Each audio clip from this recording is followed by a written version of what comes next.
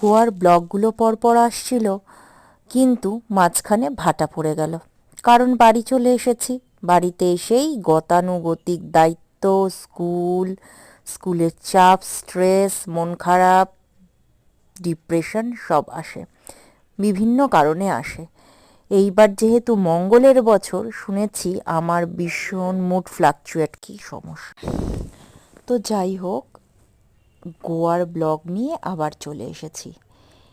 এই সমুদ্র সৈকতটা, এই সি বিচটা সাউথ গোয়ার বেনি, দেখেছি উচ্চারণ করতে পারছি না, এমন সব কঠিন কঠিন নাম।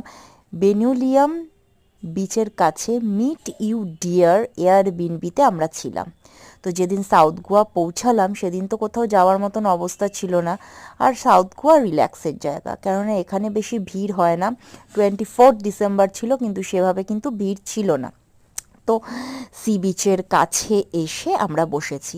আর একটা বিষয় কি জানো তো, এইটা তো বিশ্বাসই করি পৃথিবী গোল, সত্যি পৃথিবী গোল। এখানে এসে দেখা হয়ে গেল বারাসাতে থাকে এক ভাই, যে গোয়াতে সি গুল বিচ এই স্যাকে কাজ করে।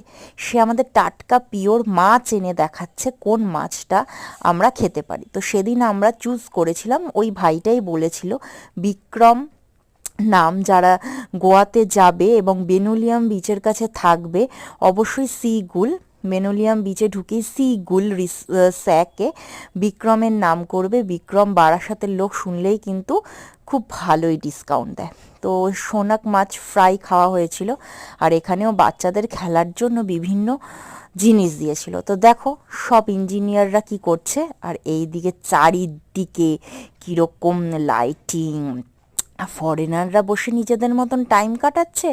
আর এই যে সির ধারে বসে আমরা সমুদ্রের কলকলানি, হরহরানি, রোম্যান্টিকতা সব কিছু ফিল করছি। ঠিক আছে। তো গোয়াতে এসে অনেক বাজে অভিজ্ঞতার সম্মুখীন হলেও ভালো অভিজ্ঞতাটা কিন্তু বেশি নিয়েই ফিরছি। আর এই দেখো সেই স্টোনাক ফ্রাই কিন্তু চলে এসছে। অন্য কেউ হলে কিন্তু শুধু মাছের ফ্রাইটাই দিত, কিন্তু আমাদেরও স্পেশাল বানিয়ে দিয়েছিল। অ্যারাউন্ড 3000 নিয়েছিল, ঠিক সঠিক বলতে পারবো না। আর সঙ্গে এই ক্যান্ডেলের যে আইডিয়াটা, এটা কিন্তু আমার দারুণ লেগেছে।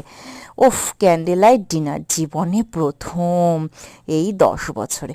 তো তোমাদের এই সি বিচের রাতের ভিউটা কেমন লাগলো অবশ্যই জানিও, আর ভালো লাগলে একটা কিন্তু লাভ রিয়াক্ট দিয়ে যেও। বাই বাই সবাইকে।